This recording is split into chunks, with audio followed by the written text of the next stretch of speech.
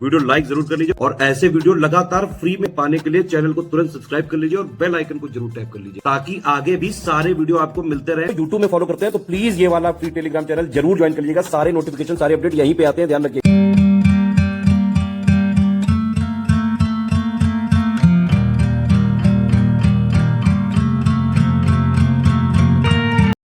उत्तराखंड के सभी एग्जाम्स के लिए, खासकर यूकेपीएससी अपर प्रीलिम्स के लिए, यूकेपीएससी लोअर जो प्रस्तावित है 2025 में, उसके लिए अक्टूबर मंथ 2024 का Uttarakhand special current affair bilingual format में हम लोग कंप्लीट करने वाले हैं। यूकेपीएससी अपर प्रीलिम्स एग्जाम के लिए और मेंस के लिए, यूकेपीएससी लोअर प्रीलिम्स के लिए हमारा पेड ग्रुप चल रहा है। इन गिवन नंबर्स में से किसी भी एक पर व्हाट्सएप मैसेज करके अधिक जानकारी आप प्राप्त कर सकते हैं। अब बात कर लेते हैं एग्रीमेंट सेक्शन की। वाइब्रेंट विलेज स्कीम के तहत उत्तराखंड सरकार और आईटीबीपी के बीच यहाँ पर समझौता हुआ है। तो इसके तहत क्या होगा, आईटीबीपी की जो बटालियन जो पोस्टेड है उत्तराखंड में, उनको लाइव गोट, शीप, चिकन, फिश, ये सब प्रोडक्ट्स जो है उत्तराखंड की सरकार मुहैया कराएगी वाइब्रेंट विलेज स्कीम के अंतर्गत। अवार्ड्स एंड ऑनर सेक्शन पे आ जाएंगे। उत्तराखंड उदय सम्मान उत्तराखंड की सरकार की तरफ से 26 लोगों को दिया गया है इस वर्ष, जिन लोगों ने वेरियस फील्ड में महान काम किए हैं या फिर उत्कृष्ट कार्य किए हैं। दिया गया है पुष्कर सिंह धामी जी ने, जो 26 अवार्डीज को ये पुरस्कार अपने हाथों से सौंपा था। तो इस पे सारे अवार्डीज के नाम ध्यान रखते हैं। आप ध्यान रखिए कि 26 लोगों को उत्तराखंड उदय सम्मान मिला है। इसके बाद राष्ट्रीय पर्यावरण सेवी सम्मान, राष्ट्रीय पर्यावरण सेवी सम्मान सावित्री बाई सेवा फाउंडेशन और गोदावरी देवी फाउंडेशन की तरफ से दिया गया इस वर्ष सुरेश भाई को। ये पर्यावरणविद अनुपम मिश्रा की याद में दिया जाता है। सुरेश भाई को उनके हिमालय क्षेत्र में वनों के संरक्षण के लिए रक्षा सूत्र आंदोलन जो उन्होंने चलाया था इस प्रयास के लिए और हिमालय लोक नीति के विषय पर सक्रियता के लिए प्रदान किया गया है। श्री सुरेश भाई को राष्ट्रीय पर्यावरण सेवी सम्मान। बुक्स एंड ऑथर सेक्शन पे आ जाते हैं। हिमालय का इतिहास, श्री मदन चंद्र भट्ट, प्रसिद्ध इतिहासकार डॉक्टर मदन चंद्र भट्ट की नई पुस्तक हिमालय का इतिहास का विमोचन देहरादून में स्थित दून लाइब्रेरी में किया गया था। अब आ जाते हैं ऑबिचुरी सेक्शन पर। श्री शंकर लाल शाह, ये थिएटर आर्टिस्ट और सिंगर ये नहीं रहे, ठीक है। 30 अक्टूबर 2024 को इनका निधन हुआ था। स्कीम्स कैंपेन पे आ जाते हैं। 3 पिलर और 9 पॉइंट स्ट्रेटजी, त्रिस्तंभीय और 9 सूत्रीय रणनीति उत्तराखंड के लिए बनाई गई है। आर्थिकी और पारिस्थितिकी संतुलन के लिए त्रिस्तरीय और 9 सूत्रीय नीति बनाई गई है। तो इसका उद्देश्य क्या है पॉलिसी का, तो 9 पॉइंट और 3 पिलर स्ट्रेटजी प्रोग्राम का लक्ष्य है balancing economy and ecology. Uttarakhand में इकोनॉमी की भी समस्या है और इकोलॉजी की भी रहती है। इतने सारे डेवलपमेंट प्रोजेक्ट्स वहां पे नहीं ला सकते, अदरवाइज प्राकृतिक आपदाएं भी आ सकती हैं। तो कैसे इसको मैनेज करेंगे, उसके लिए 9 पॉइंट और 3 पिलर स्ट्रेटजी आई है। पहला स्तंभ क्या है, समुदाय सशक्तिकरण अभियान के तहत 3 सूत्रीय पारंपरिक प्रथाओं का पुनरावर्तन, उचित उपभोग के लिए व्यवहार परिवर्तन और युवाओं का कौशल उन्नयन। तो 3 pillars under the first pillar community. First pillar के अंतर्गत 3 फॉर्मूला क्या है, मतलब ये 9 पॉइंट है, ये 9 पॉइंट है, हर पिलर में 3 पॉइंट है। तो पहले पिलर में 3 पॉइंट कौन से हैं, कम्युनिटी एम्पावरमेंट कैंपेन और recycling of traditional practices, behaviour change for proper consumption and skill upgradation for youth, ठीक।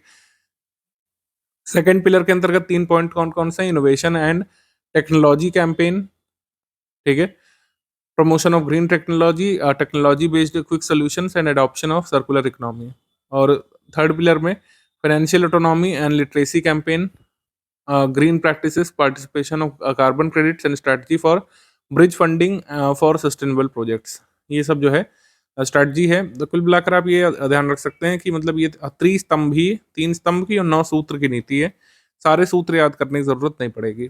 आगे है उत्तराखंड के खगोल पर्यटन अभियान नक्षत्र सभा का दूसरा आयोजन किया गया था। कहाँ पे, जागेश्वर अल्मोड़ा में। नक्षत्र सभा ये कौन सा अभियान है, ये एस्ट्रोनॉमी टूरिज्म पर आधारित कैंपेन है। नक्षत्र सभा अल्मोड़ा के जागेश्वर में ये आयोजित किया गया था। पहला एडिशन इसका मसूरी में हुआ था जून 2024 में, ये सेकंड हुआ है जागेश्वर अल्मोड़ा में, ठीक है। खगोल विज्ञान यानी एस्ट्रोनॉमी को सुलभ और आकर्षक बनाना और सभी आयु वर्ग के प्रतिभागियों की रुचि बढ़ाना एस्ट्रोनॉमी में, ये लक्ष्य होता है इसका। समिट कॉन्फ्रेंसेस मीटिंग्स में 8वां उत्तराखंड पक्षी महोत्सव, ये बेनोग हिल वन जीव विहार मसूरी में मनाया गया था। बेनोग हिल वाइल्ड लाइफ सेंचुरी मसूरी में, ये डायरेक्टली आ सकता है।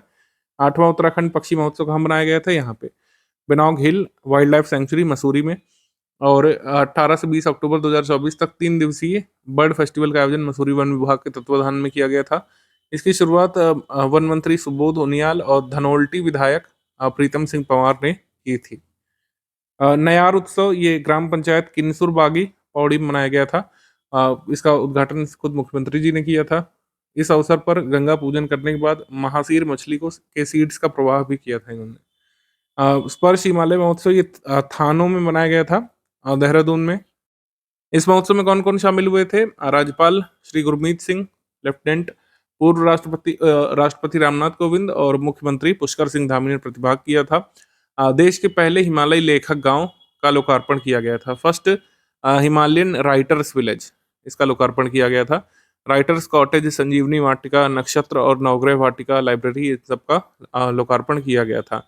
और इस अवसर पर हिमालय में राम पुस्तक का विमोचन भी किया गया था। गंगा उत्सव के बारे में बात करें तो उस वक्त Ganga national clean Ganga mission के द्वारा 4 नवंबर को हरिद्वार के चंडी घाट पर आयोजित किया गया था। जो national mission for clean Ganga है, हर वर्ष इस कार्यक्रम का आयोजन गंगा नदी को राष्ट्रीय नदी घोषित किए जाने की वर्षगांठ के उपलक्ष्य में मनाता है। गंगा को राष्ट्रीय नदी घोषित किया गया था 4 नवंबर 2008 को। तो ये मनाया जाता है हर वर्ष गंगा उत्सव, इसी के उपलक्ष्य में जब गंगा को राष्ट्रीय नदी घोषित किया गया था। ये कार्यक्रम का 8वां संस्करण होगा। पहली बार ये नदी किनारे मनाया गया था ये उत्सव उत्तराखंड में चंडी घाट पर हरिद्वार में गंगा उत्सव मनाया गया था।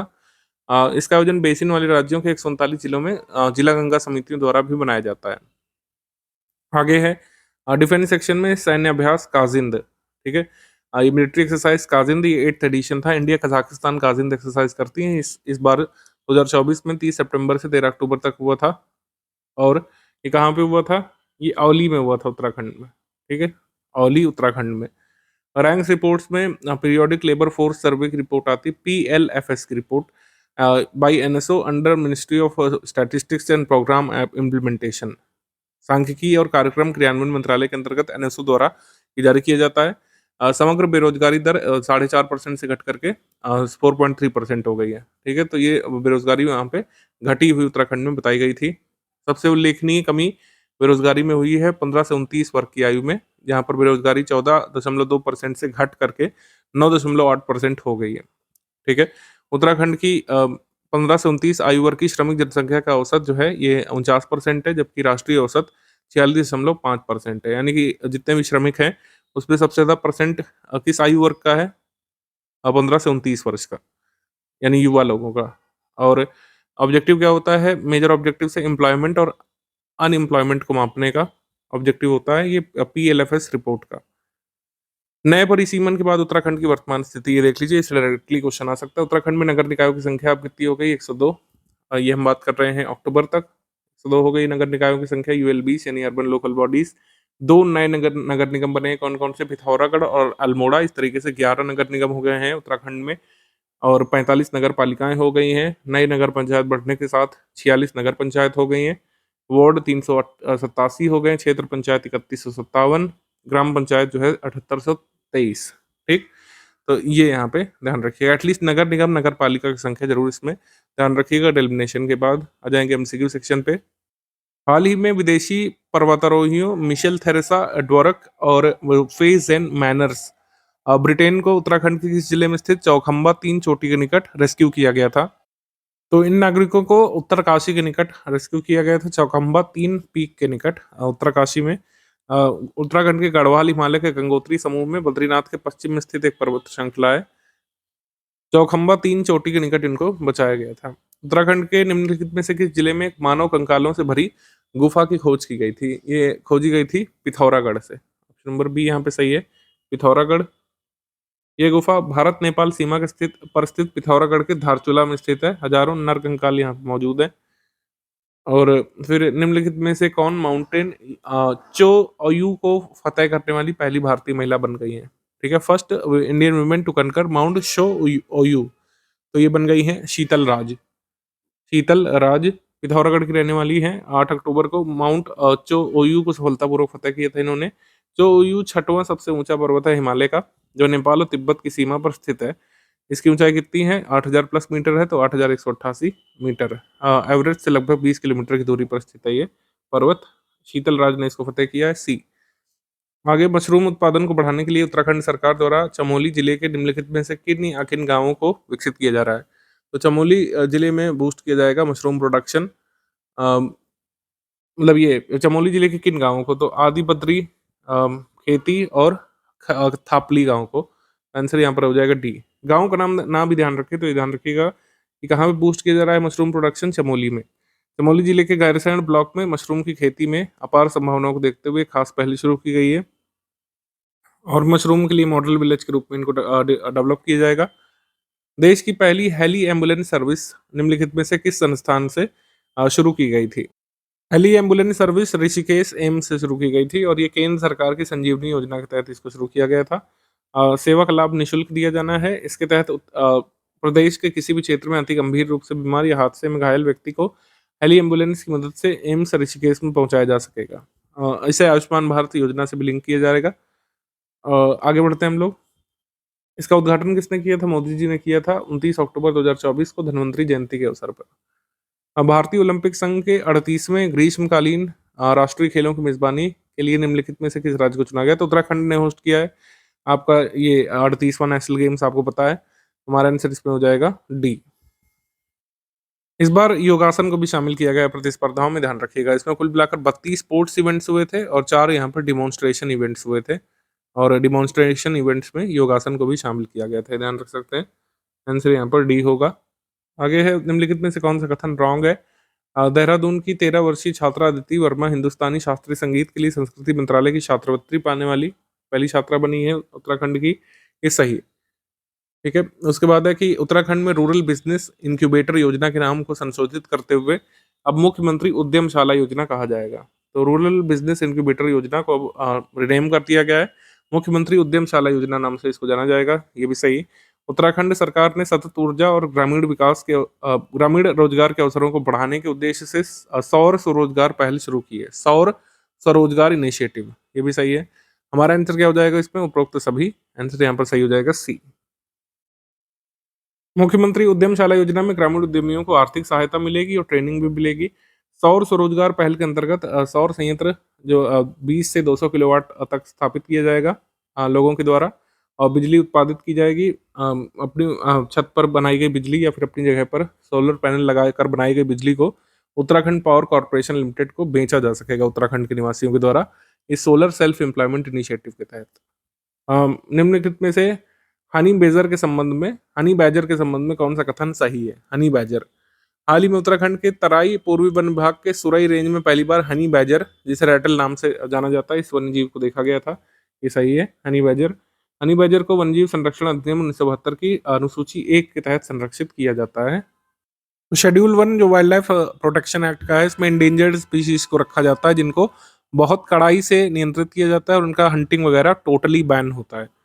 तो यहाँ पर सही हो जाएगा सी। हनी बैजर के संबंध में दोनों कथन यहाँ पे सही है, 1 and 2 बोथ करेक्ट। और राज्य सरकार ने उत्तराखंड राज्य निर्माण की 25वीं वर्षगांठ को किस रूप में मनाए जाने का निर्णय लिया है?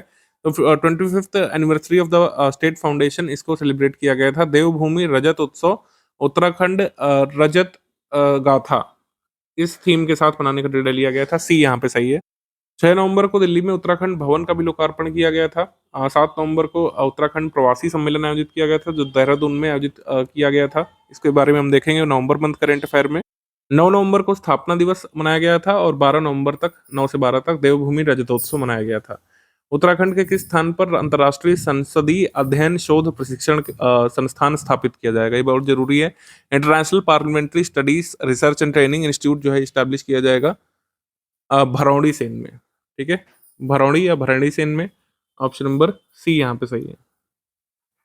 चमोली डिस्ट्रिक्ट में आता है, गैरसैंण तहसील में भरौड़ी सेन उत्तराखंड की ग्रीष्मकालीन राजधानी है। यहीं पर स्थापित किया जाएगा international parliamentary studies research and training institute. इसके बारे में विचार सबसे पहले तत्कालीन प्रेसिडेंट स्वर्गीय श्री प्रणब मुखर्जी ने रखा था 2015 में।